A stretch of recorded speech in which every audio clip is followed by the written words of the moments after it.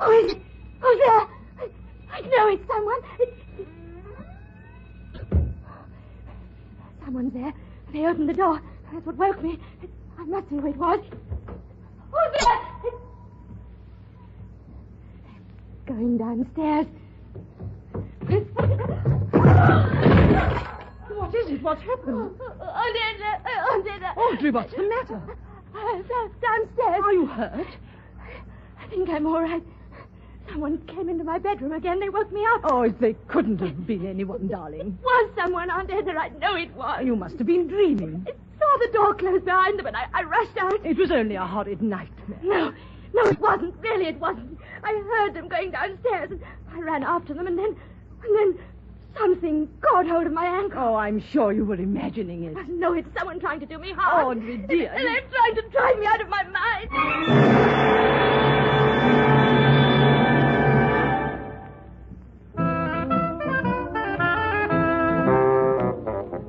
The BBC presents A Case for Dr. Morelle, another adventure by Ernest Dudley, with Cecil Parker as the famous Dr. Morelle and Sheila Sim as his secretary, Miss Frail. The Wedding Dress. Oh, that'll be Mrs. Lambert for her appointment. I'd better warn Dr. Morelle. If I use ultraviolet light, whose wavelength is shorter than that of the visible spectrum... Dr. Morelle? Must you interrupt me, Miss Frail? Where was I? Oh, in the middle of some absorbing experiment, I expect. I was. Oh, yes. If the wavelength is shorter than the wavelength of the visible spectrum, then even the finer details should emerge under the microscope. I think it's Mrs. Lambert.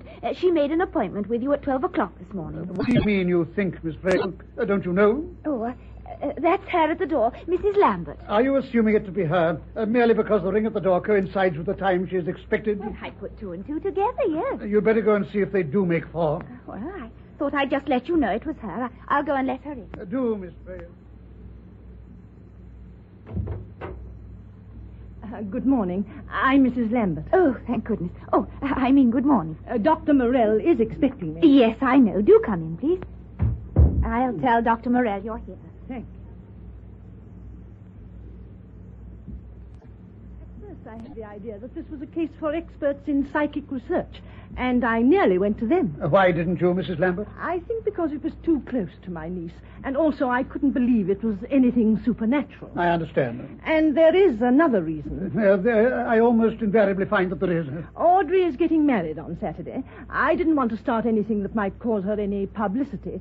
The newspapers are worrying her already about the wedding. If there's going to be any wedding now... You anticipate something arising which may prevent it? I don't know what to think, Dr. Morelle, except that the past 2 weeks have been getting on Audrey's nerves pretty badly. Your niece attaches considerable importance to these occurrences. Someone means to stop her marriage taking place. She's certain of it. Do you feel that her fears are justified? Well, who'd want to stop her marrying the man she loves? I haven't the faintest idea. However, you say that both her parents are abroad. Yes, her father and mother are in Ceylon. Have they raised any objection to her marrying this man? Frankly, I don't think they'd care one way or the other. They've been rather odd parents, I'd suppose you'd say. And ever since she was 6 years old, I've looked after her. But I'm sure they'd want her to be happy. The prospective bridegroom's parents, what are their feelings on the subject? Mr. and Mrs. Fitzgerald are delighted. That seems satisfactory. So's their son, of course. I'm gratified to hear that. I mean, I can't think of anyone who could be against Audrey marrying Johnny Fitzgerald. And yet she persists in this feeling of apprehension. I put it down entirely to her dreams and nightmares, which have been brought about by emotional disturbance. By the way, she hasn't the faintest idea that I've come to see you. I had rather assumed that. Otherwise, she would have come to consult me herself. I don't mean that Audrey's neurotic or anything like that, but she's worried over the wedding. I should have imagined that your niece would be filled with anticipatory happiness. She's deeply in love with Johnny, and he with her. But she's afraid that something will happen, the same as it did before. What happened before? It was 3 years ago. Audrey was only 19 and fell in love with Richard Conway. 2 weeks before they were to be married, he vanished while mountain climbing in Skye, and he was never seen again. I never thought she'd get over it. The youthful heart is fairly resilient. A year ago, she met Johnny. But now she's scared something will happen again. And, well, perhaps I shouldn't. What were you going to say? Well, nothing really, only that I think she'll be much happier with Johnny. Richard was terribly jealous. He and Audrey had frightful rows because of it. In what way do you think I could help your niece? Well, if you could convince her that all this is her imagination, perhaps prescribe some sedative. Dr. Morelle? What is it, Miss Frail? Oh, I'm so sorry to interrupt, but there's a phone message from Mrs. Lambert. For me? It's your housekeeper. Mrs. Vesey? She was the only one who knew I'd be here. What does she want? It's about your niece. What's happened? There's been an accident. An accident to Audrey? Oh, what's happened? What's happened?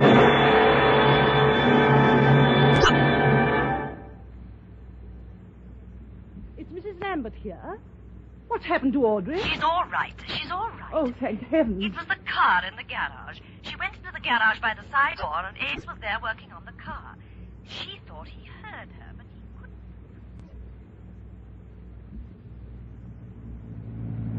Good morning, Ames. You still having trouble with that plug? Oh, he hasn't heard me. Where is that bit of petrol for cleaning? On one of these shelves somewhere. Oh, that exhaust. What is Ames doing? Could you stop the engine for a bit? You can't hear me. Ames! He's back in the car! Ames, stop! Stop! I'm behind you! Hamilton! Oh, thank heavens you stopped! So sorry, miss. I didn't know you were there. Oh, I thought you were going to crush me against the wall. I never heard you come in, miss. It's all right. Then I heard you screaming and I realized... Are you sure you're all right, Miss Templeton? Oh, she's faint. Poor darling, she might have been killed. Oh, what a fool Ames was not to have kept a lookout. No, it wasn't really his fault. I hope she's having a rest. It must have been a horrid shock for her. She's having a lie down for half an hour. I wondered if I should call in the doctor. No, I don't think so. I shall be back this afternoon after lunch. Yes, Mrs. Lambert. I'm sure there's nothing to worry about. What an extraordinary thing to have happened. Poor darling. Give her my best love and say I'll be back soon. I will, Mrs. Lambert. Oh, and Mrs. Vesey, Yes? don't forget, not a word about my seeing Dr. Morelle. Oh, no, of course not. Goodbye. Goodbye. Is everything all right, Mrs. Lambert? It's nothing serious, thank you. My niece escaped being crushed by the car in the garage. Oh, of course. But no bones broken. Come, let Dr. Morelle know. Thank you. I must say, this grows more worrying, Dr. Morelle. It's bound to make Audrey very upset. If only you could come down and set her mind at rest. When do you suggest I should see her? Would it be possible this evening? It's only an hour's run by car. I could be down there by 6 o'clock. That would be wonderful of you, Doctor. How do you propose to explain my visit to your niece? Oh, I can make some excuse that I met you in London with an old friend of mine, that you're interested in haunted houses and that kind of thing. Very well, Mrs. Lambert. That's arranged. Then I'll show you out, Mrs. Lambert. Goodbye, Dr. Goodbye, Morelle. Mrs. Lambert. Good morning, Mrs. Lambert. Good morning. Will you be accompanying Dr. Morelle? Oh, yes, I shall be there. I always am. Oh, so we'll see you both later today. Yes.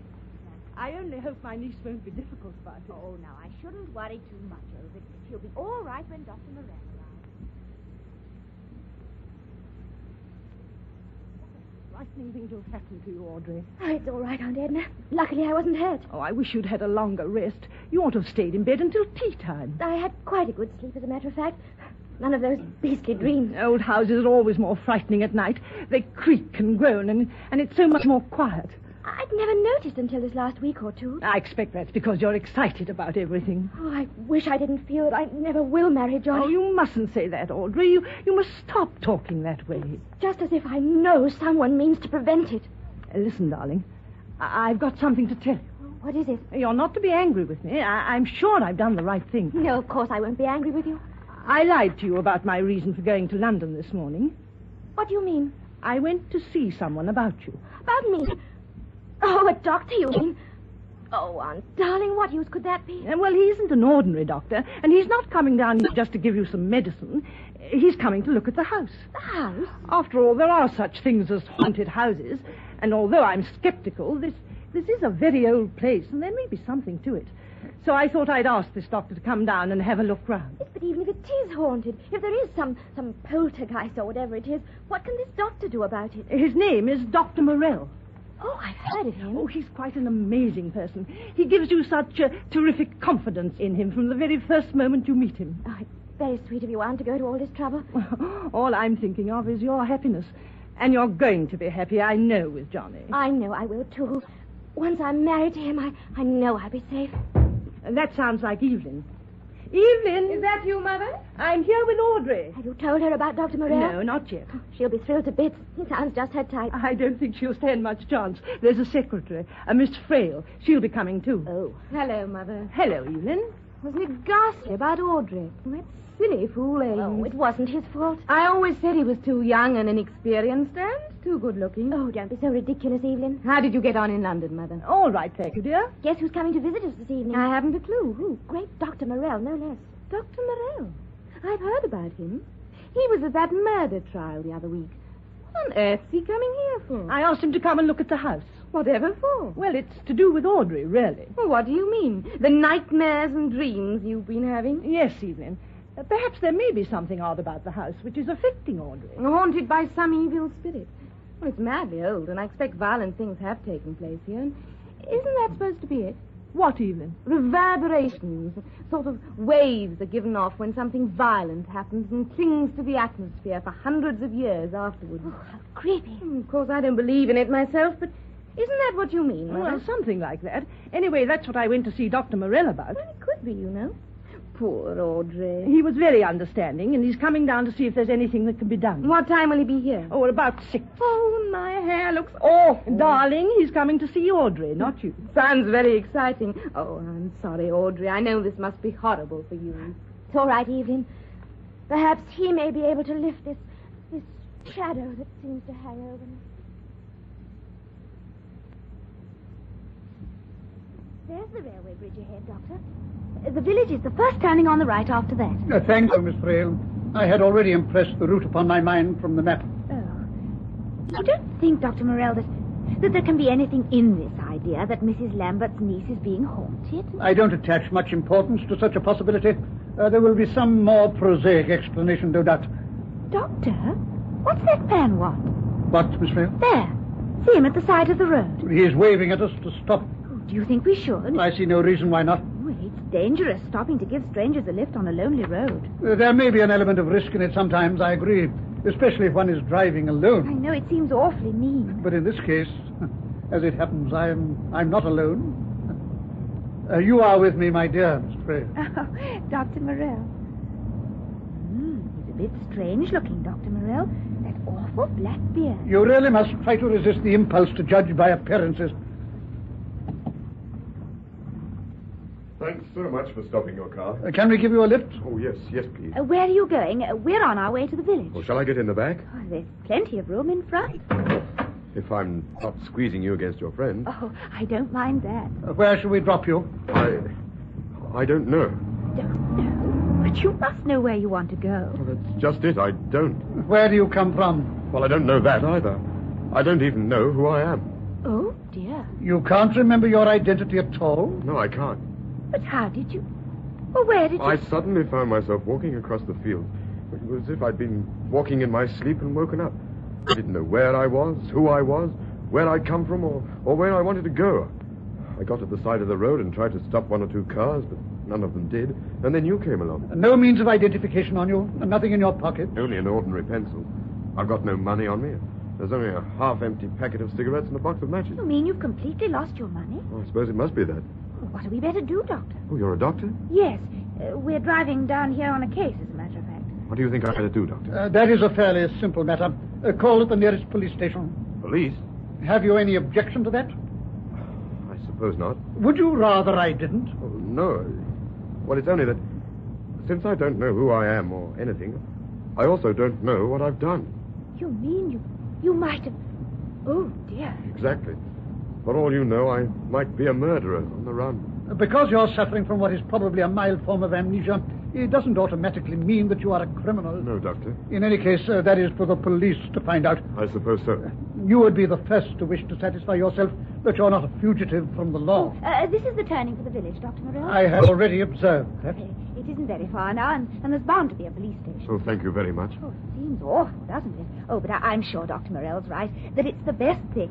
I agree. I don't see what else you can do. Oh, you feeling now, Audrey? Up to meeting Dr. Morelle? I'm all right, Aunt Edna. It's 6 o'clock. He should be here. May have lost his way. I think that's unlikely. He doesn't appear to be the sort of man to lose his way. Unless he got delayed. Well, it's only just 6. St. Evelyn can hardly wait for his arrival.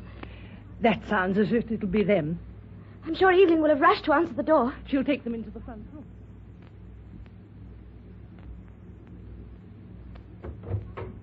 Good evening. Dr. Morelle and Miss Frail. Good evening. Won't you please come in? I'm Evelyn Lambert, Mrs. Lambert's daughter.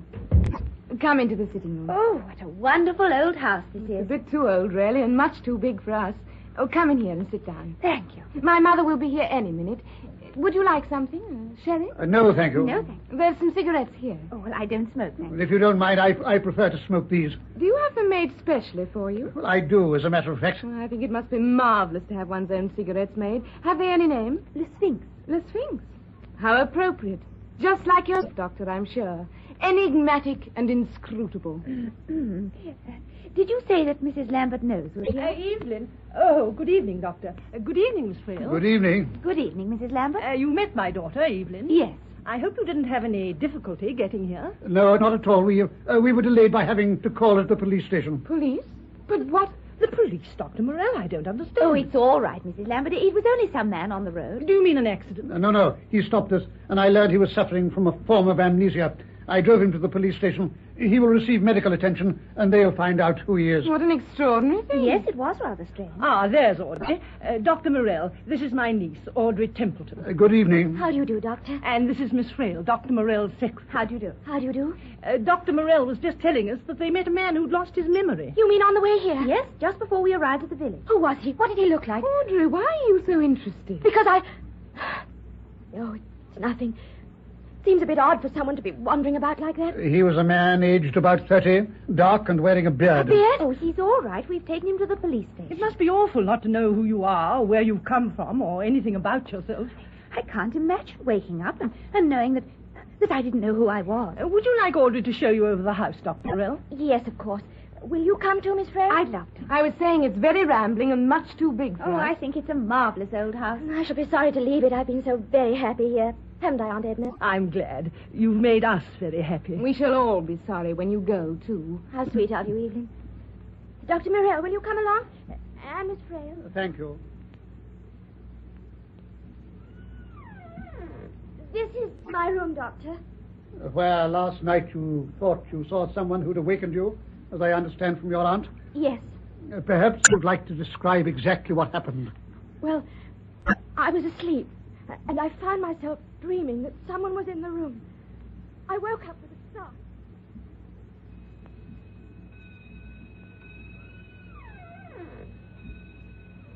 Who is it? Who's there? I know it's someone.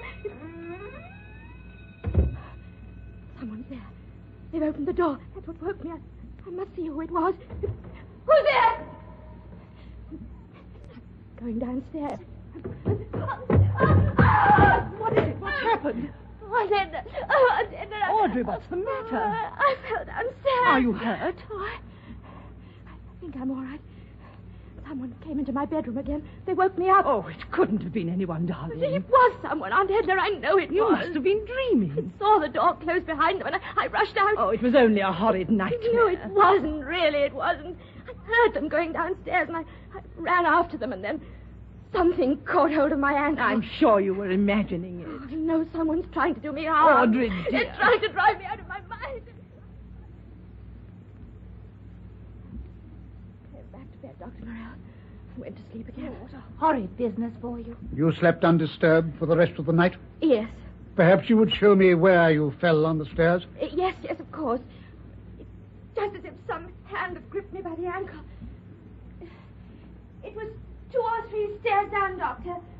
Just about here. Oh, what a wonderful wide staircase. It's quite dark even in this light. I shall require my pencil torch. What are you looking for, Doctor? It was about here you fell, Miss Templeton? Yes, and it felt as if some cold hand had gripped you. All right, Miss Frail. I see. What is it, Dr. Morelle? What have you found? The impression round this oak upright could have been made by a piece of cord cutting into it. What do you mean, Dr. Morelle? Now, where could the other end have been fixed? Somewhere in the paneling over here. Ah, yes. The mark where a hook could have been screwed in. Dr. Morelle, what are you suggesting, Doctor? Precisely this, Miss Templeton. It was no ghostly hand that gripped your ankle and precipitated you downstairs, but a piece of cord stretched across with deliberate purpose.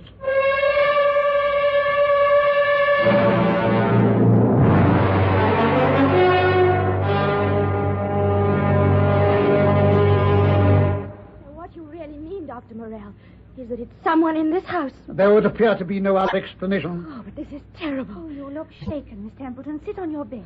It is a bit of a shock. Miss Frail? Yes, Doctor. Would you open the door and wait outside to warn us of anyone's approach? Yes, Doctor.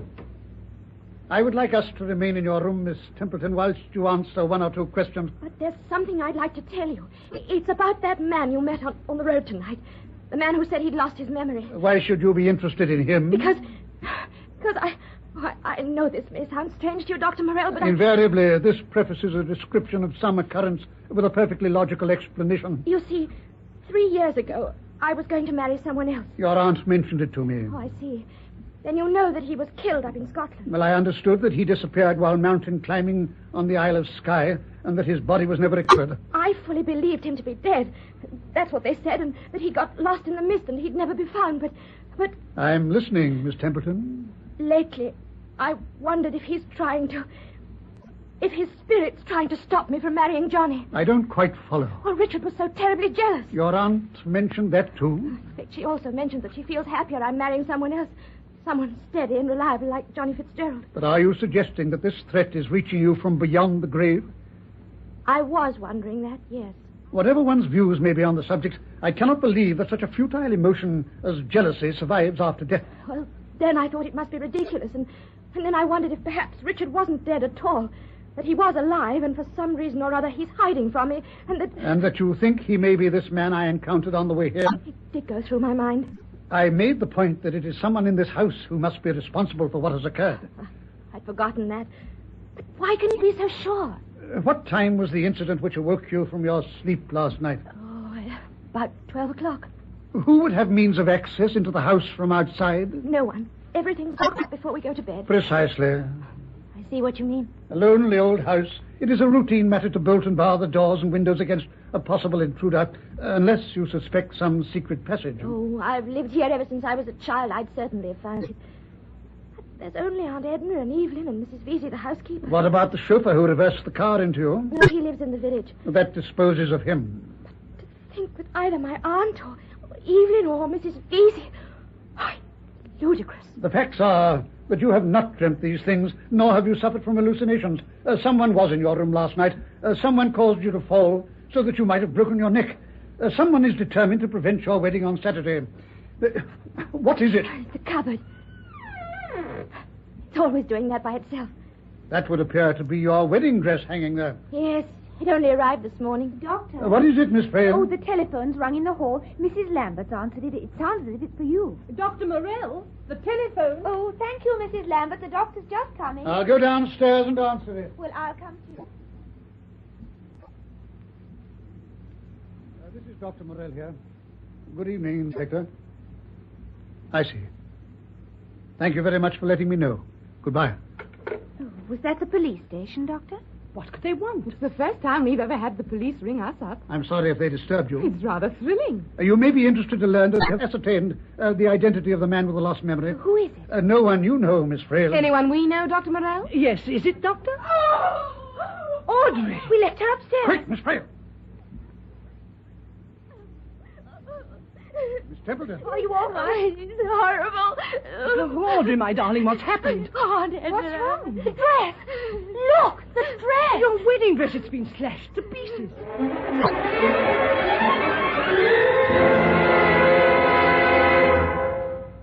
Cupboard door opened by itself, the way it does sometimes, while Dr. Morelle was here. And when he went downstairs to the phone, I was about to close the cupboard again, and the dress looked as if it had been moved.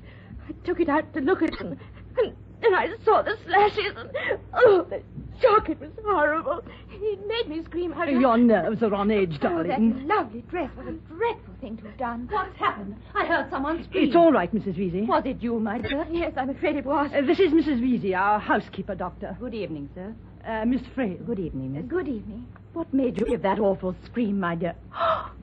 Your wedding dress. Whatever's happened? I don't know. I know someone in this house hates me. Somebody means to stop me marrying Johnny. And it's one of you who hates me. Audrey, my dear. It's true. I've always thought it unlucky to put on your wedding dress before the day. Put on your wedding dress? What do you mean? I saw you this afternoon when I came past your room. You saw me. It must have been you. But it wasn't. But I saw you. I would have said something, only I was in a hurry. Did you actually see Miss Templeton's face? Are you sure it was Audrey? I don't know that I actually saw her face. But who else could it have been? Yes, Mrs. Lambert. Who else could it have been? What are you looking at me for, Dr. Morelle? Well, as your niece has just said, someone in this house has deliberately attempted to harm her.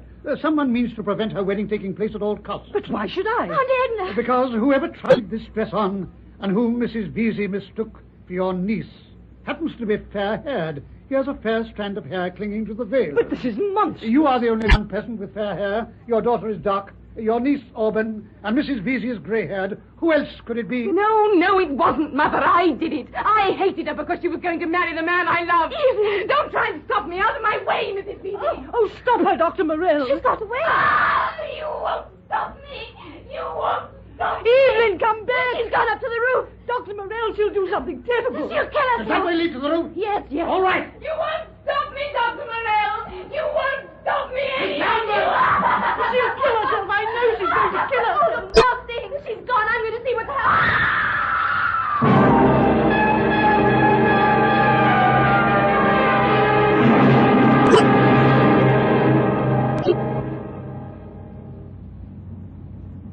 I can't help thinking about that poor girl, Dr. Morelle. Try not to, Miss Frail. It won't help her. Do you think she stands a chance of recovery? 50-50, they say at the hospital.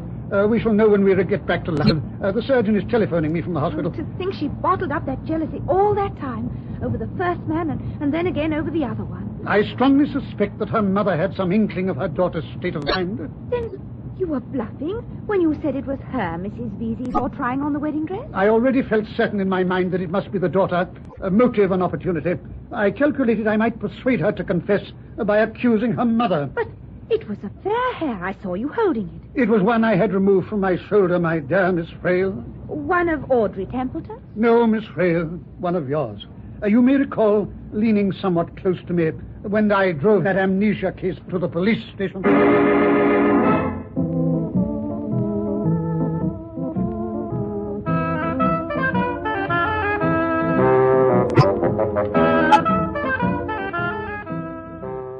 That was another adventure in a BBC series featuring Ernest Dudley's famous character, Dr. Morelle, and, of course, his secretary, Miss Frail.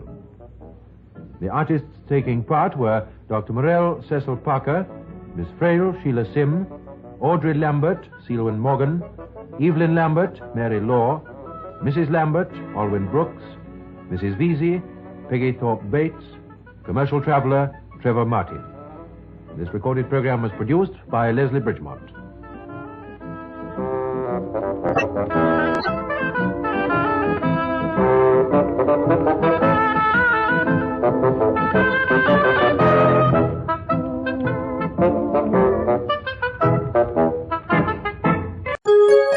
VintageRadioshows.com